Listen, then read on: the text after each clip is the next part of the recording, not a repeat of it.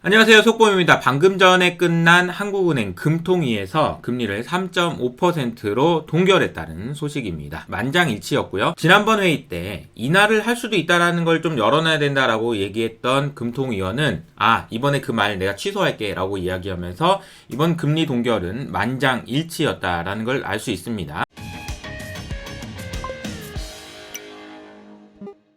미국의 금리가 파란색 선이고요. 빨간색 선이 한국의 금리인데 금리 차이가 지금 꽤 많이 나죠. 동결을 시작한 지도 좀 오래됐습니다. 이 격차가 어떤 식으로 좁혀질지 잘 봐야 되는 것 같습니다. 그런데 제가 금통위에서 한국은행 총재님이 이야기하신 부분을 제가 라이브로 이렇게 들었는데요.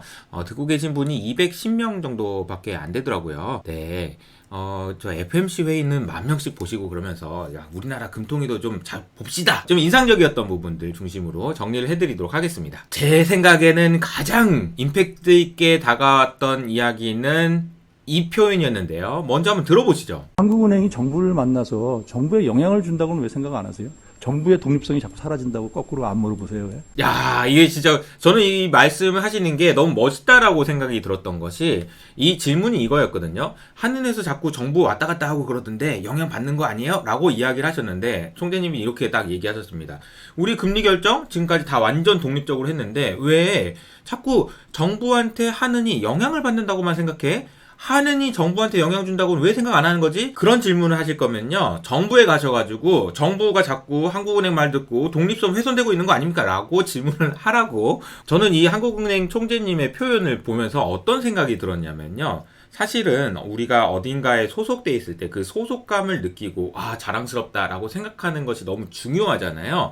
이 말씀을 하신 거를 들었던 한국은행 직원들 입장에서는 자신감이 그렇지 정보의 독립성 챙겨야지 그렇게 자신감이 올라가지 않았을까라는 생각이 좀 들고 그 자신감만큼이나 한국은행에서 잘 결정해줬으면 좋겠다라는 생각도 들었습니다. 그렇게 자신감 있게 말씀하실 수 있었던 배경에는 이런 보고서들이 있었어요. 이 보고서들을 자랑하시면서 우리가 썼던 이 보고서 있지? 그 효석이가 소개해줬던 그 보고서 레전드래잖아. 이런 보고서라든지 혹은 가계부채에 대해서 완전히 다른 접근을 통해서 정부에게 어떤 시사점을 줬던 거라든지 이런 부분들이 한국은행에서 보고서를 통해서 경제 상황에 대해서 정부에게 알리고 그리고 정부가 정책을 세우는 데 있어서 영향을 주고 이렇게 영향을 줄 수 있는데 왜 자꾸 한국은행이 정부에게 영향을 받아가지고 무슨 정부가 시켜서 금리를 이럴 것처럼 생각하냐 라는 이야기라고 보시면 되겠습니다. 자, 그런데 이제 가계부채와 관련해서도 여러 가지 이야기들이 있었지만 제 생각에 가장 인상적이었던 것은 이 표현이었는데요. 저는 만일 지금 수준에서 가계부채 절대액이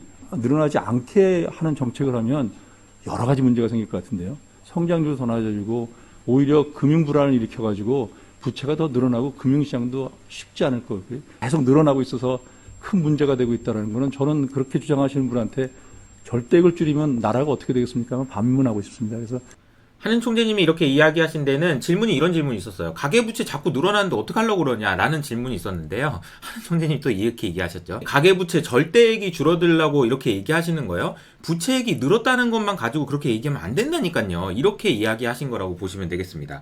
이게 무슨 얘기냐면요. 우리나라의 가계부채 증가율을 보면요. 이 증가율이 빨간색 선인데요. 여기가 0%니까 대략 10%에서 많게는 30%까지 증가했었습니다. 즉 다시 말하면 우리나라의 가계부채 증가율은 언제나 GDP 성장률보다도 훨씬 더 높았고 0 이하로 내려간 경우는 98년 IMF 외환위기 이후에는 없었다라는 거예요. 그러니까 가계부채가 늘어나는 것이 문제가 없다는 건 아니지만 절대까지 줄여라라는 거는 그런 일은 있지도 않았고 그런 일이 일어나면은 나라가 어떻게 될 것 같으세요? 라고 반문을 하신 거죠.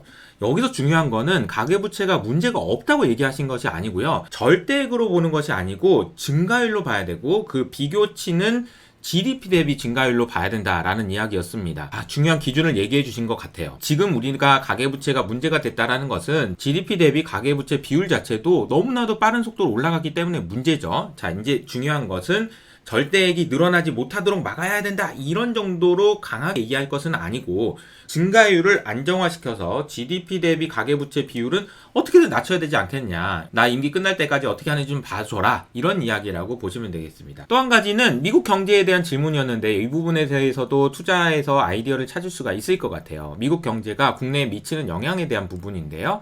미국 경제에 대한 평가는 이런 표현을 하셨어요.